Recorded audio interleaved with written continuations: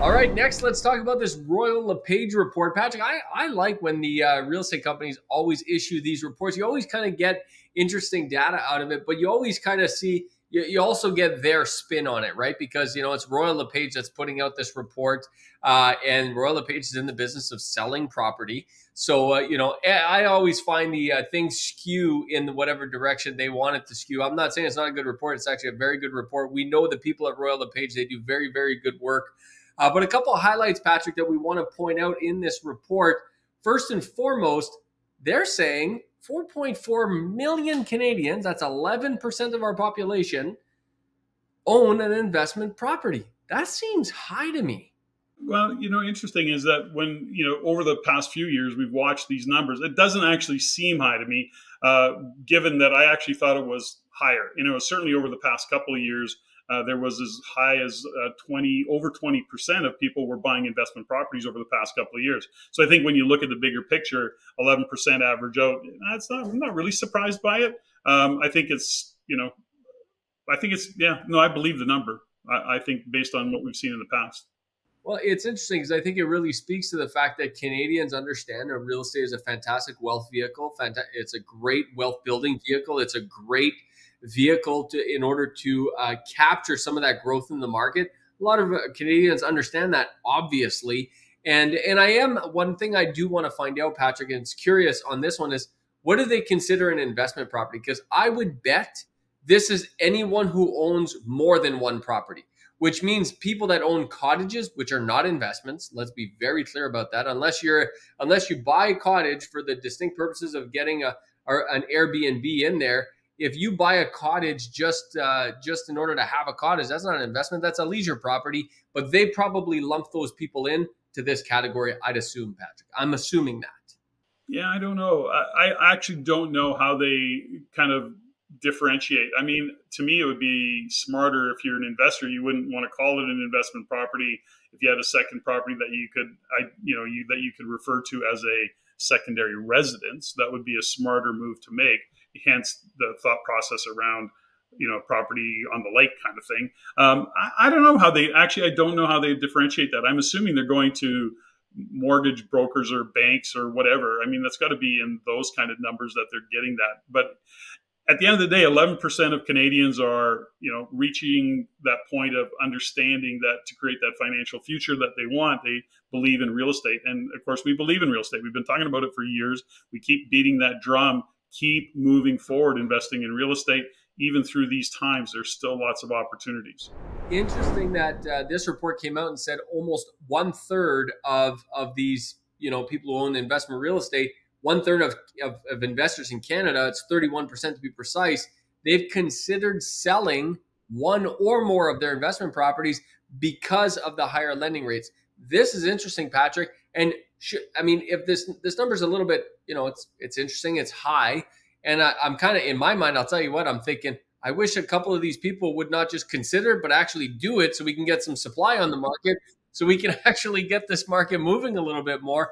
But it's, people are considering selling because of the higher lending rates, which I think actually comes back to what you just said, Patrick, which is, in the last couple of years, we've seen reports that have talked about up to 25% of buyers being investors that are buying properties. And I tell you, Patrick, and we warn these people against this, but I've been dealing with lots of them at Vischer Property Group, trying to help them through these situations. But people that bought property 15, 16, 17 months ago at the tip top of the market, they are struggling with those properties now because they're having a very difficult time cash flow. They're floating these things. They're making bad decisions. And when you're under the gun of financial pressure and you have to generate a certain amount of cash flow, otherwise, you're in a bad financial situation. What that ends up happening is it compounds into bad rental housing provider decisions. You end up putting the wrong tenant in there. You end up not seeking the counsel and advice of property management companies because you're trying to save the 10%. All of this compounds, Patrick. It makes the problem even worse. And I'm helping lots of these people trying to clean up this mess because they bought at the top of the market. So I think that those people that are considering selling, a lot of them are from that perspective. Let's back up a little bit, JG. And so all of what you said is, really great point. I think there's a couple things. That 11% of investors, they don't, of course, identify some investors as the speculators that they are. So having said that, even the most sophisticated investors got caught a little bit with that shift in interest rates. Let's face it, but let's go back to some of the kind of economics of what we talk about in real estate. And as we look at a cycle, interest rates are an influencer. And in this case, it's a painful influencer for many because of that interest rate hike. However, knowing that this too shall pass. And, you have to look into the future a little bit, knowing that, yes, this is going to be a short term, and that doesn't mean a few months. It could actually be another 18 months.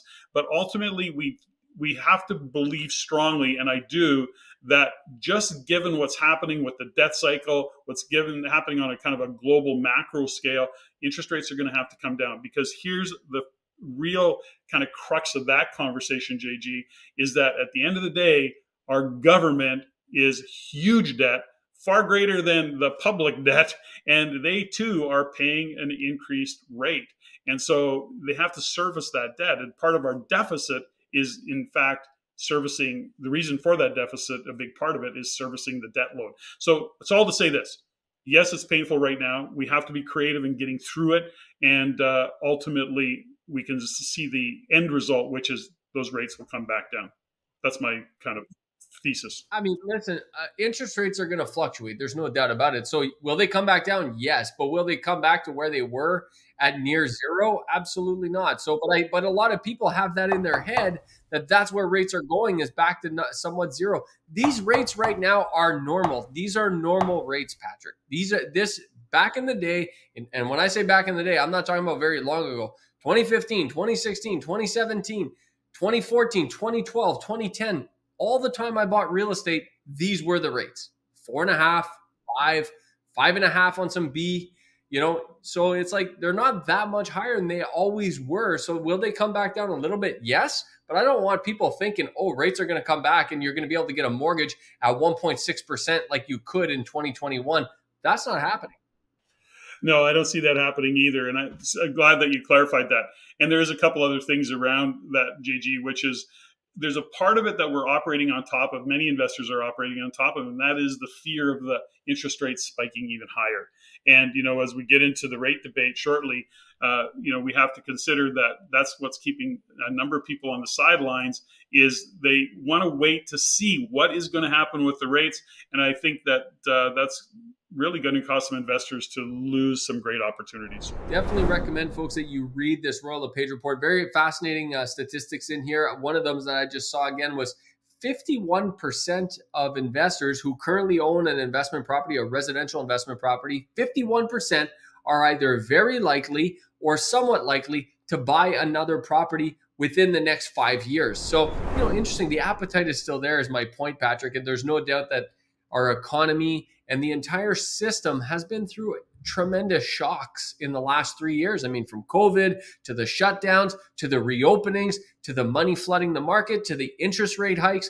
I mean, it seems like every 6 to 8 months, we're going through a major shockwave, and I'm hoping, this is a hope, that we're almost at the end of these major shockwaves. We'll see which one is the next shockwave as the market kind of just settles down a little bit. No, it's a good point. And I think that it will start to settle down. But, this goes back to what we've said many times as well, JG, is that for those sitting on the sidelines, continue to look for opportunities, because those speculators that are feeling the stress and the pressure, there'll be some opportunities that if you go looking for them, they're already there, by the way, to actually get in the game. 100%. If you like what you learned here, go to the description below and subscribe for our free Insiders newsletter, where you can also stay up to date for our upcoming events and our courses. If you want to see more stuff like this, click here. If you want to see the entire show, click there.